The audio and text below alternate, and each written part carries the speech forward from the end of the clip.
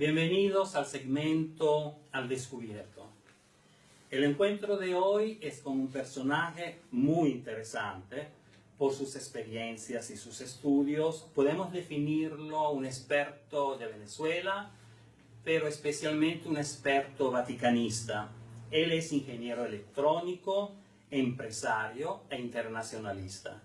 Ha vivido en 9 países, entre ellos, me dice, Brasil, Alemania, Venezuela, Italia y Bélgica. De sí mismo dice: soy amante de la historia verdadera, y en mis ratos libres, que no son muchos, le colaboro a la libertad. Por una sencilla razón: la estamos perdiendo. Una voz más entonces por la libertad. Le damos la bienvenida a Giuseppe Nocera. Bienvenido, Giuseppe. Muchas gracias, Cosmo de la Fuente, por invitarme a tu programa Al Descubierto. Un gran saludo para ti, por supuesto a tu audiencia, a tus seguidores del programa. Muy grato de estar aquí contigo, con todos ustedes. Muy amable. Mira, Giuseppe, me ha llamado mucho la atención tu análisis con respecto al rol del Papa y de los jesuitas en asuntos de política mundial. Pero como nos toca muy de cerca Venezuela, y sabemos el porqué, y toda la región de América Latina, según tu opinión, ¿cuánto ha influido la indiferencia del Vaticano en el desastre venezolano y ahora en el desastre nicaragüense? Cosmo, mira, lo primero que hay que aclarar con la pregunta que tú me haces es que ni el Vaticano ni el Papa son indiferentes. Al contrario, ellos están muy conectados con lo que pasa. Lo que pasa es que la gente tiene que darse cuenta de que ellos están trabajando para los objetivos de su congregación, los objetivos de su institución.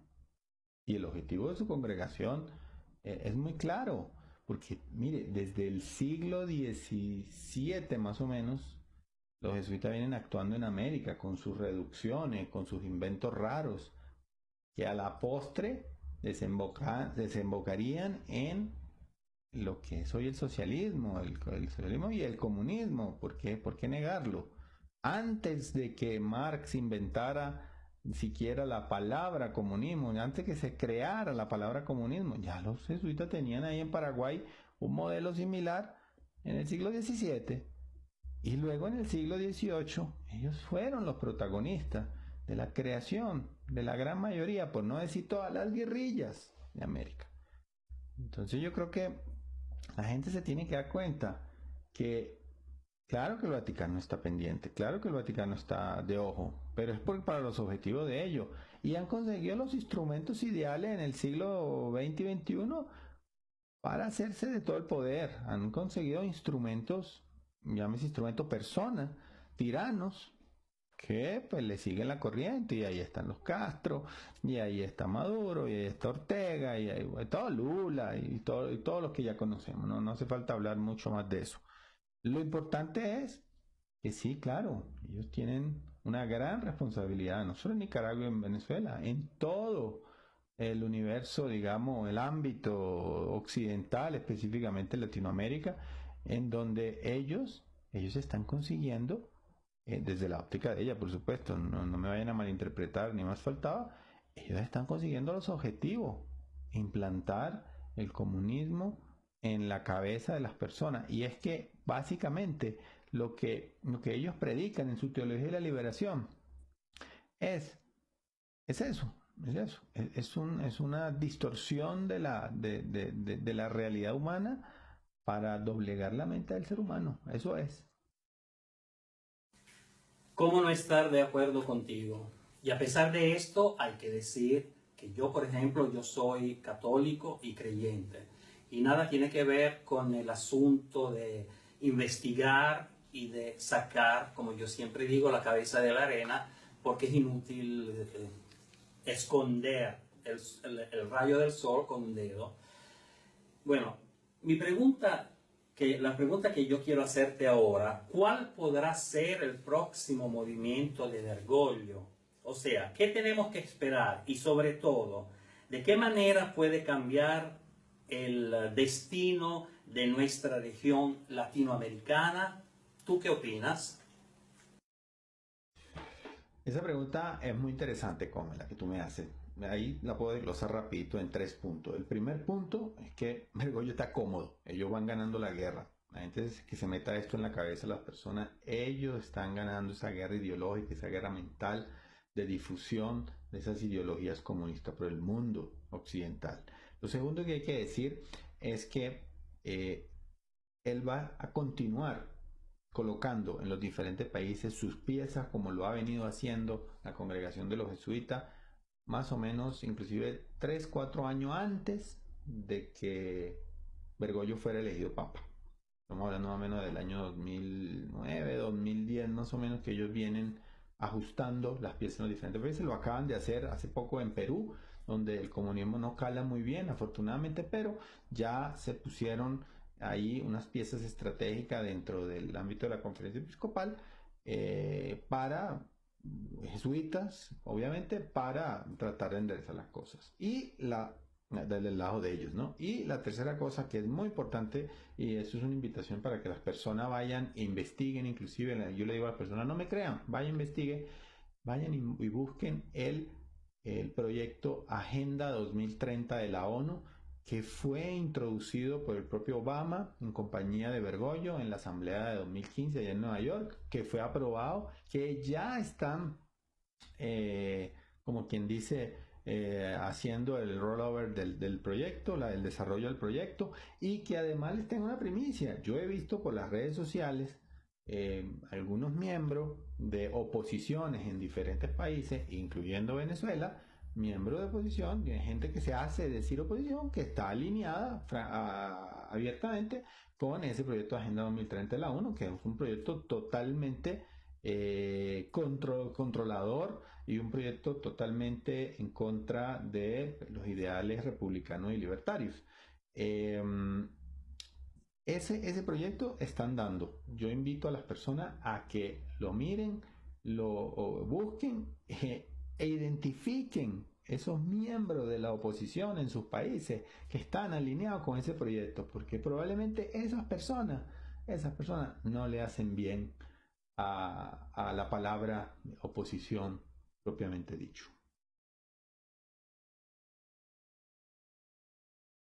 Mira, me hizo pensar mucho que por primera vez en 66 años de la creación de Bilderberg fue invitado en Torino, en la ciudad de Torino, el secretario de Estado del Vaticano, el cardenal Pietro Parolin.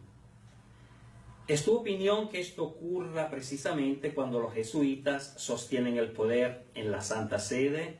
Explícanos un poquito para poder comprender más tu opinión. Sí, sí, claro. Definitivamente esa invitación después de 66 años, por primera vez, ese no es casualidad. El Vaticano tiene en este momento adquirido un poder muy grande. Yo pues, no me considero un experto de Bilderberg, ni más faltaba. Obviamente lo conozco, cómo se mueven. Pero lo importante aquí es decir que esta invitación de Pietro Parolin, cardenal, representante de la Ciudad del Vaticano, y por supuesto, detrás de él, que no fueron, pero detrás de él, muy de ojo en esa reunión, Arturo Sosa, el venezolano, el general mundial de los jesuitas, una persona de mucha influencia dentro y fuera del Vaticano, Giovanni Lajolo, el presidente emérito de la Ciudad del Vaticano, personas de influencia y ancestrales, obviamente. En mi opinión, esta invitación, esta reunión, nos devuelve la civilización occidental a dos momentos históricos particulares. Uno es 1215 más o menos, y el otro es la época que hubo entre 1815 y 1822. 1215, cuando el rey Juan de Inglaterra entregó los dominios de Inglaterra bajo la administración y supervisión del Vaticano, ¿sí? Como quien dice, un arrodillamiento tácito que después fue de alguna manera casi deshecho por el tema del protestantismo, pero que después en 1815 hasta 1822, esta última fecha cuando se celebró el Congreso de Verona, donde se firmó un tratado en el cual se volvía a poner al Vaticano como un ente supervisor y fiscalizador del poder de Occidente. Estamos en este mismo momento. En mi opinión, vivimos en el mismo momento histórico, guardando por supuesto las diferencias de era, ni más faltaba, en donde el Vaticano se vuelve a hacer con el poder en Occidente, colocando piezas estratégicas en cada país, ya sea miembros directos, digamos, como cura, obispo, cardenal, etcétera, o miembros indirectos, que son los más difíciles de detectar, y cubriendo todo el hemisferio occidental, América, por supuesto, América del Norte, América del Sur, por supuesto, en Europa, lo que está sucediendo hoy,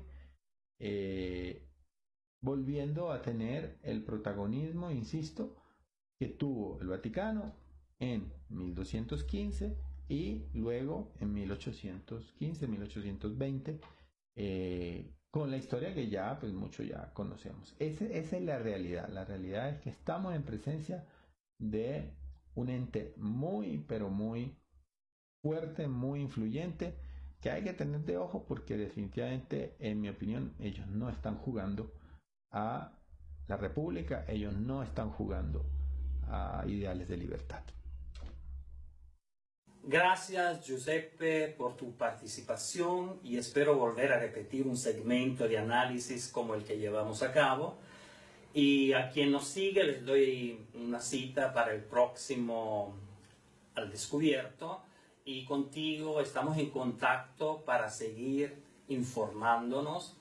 Yo te agradezco muchísimo por esta entrevista el día de hoy, muy agradecido de verdad, gracias a ti, gracias a tus seguidores que nos ven, que nos escuchan, y pues para mí ha sido un placer y quedo atento evidentemente para la próxima oportunidad. Mi único mensaje para esa despedida para las personas es mucho ojo, mucho cuidado. Estamos viviendo una era en la cual los valores de libertad están siendo amenazados seriamente. Esto no es un juego, esto no es chiste. Y creo que cada uno tiene que poner su grano de arena de manera objetiva, de manera fehaciente y directa, para que esos ideales de libertad se mantengan, porque si no, evidentemente la libertad de cada uno, la libertad de cada ciudad, la libertad de cada país se va a ver amenazada en los próximos años. Muchísimas gracias, Cosmo.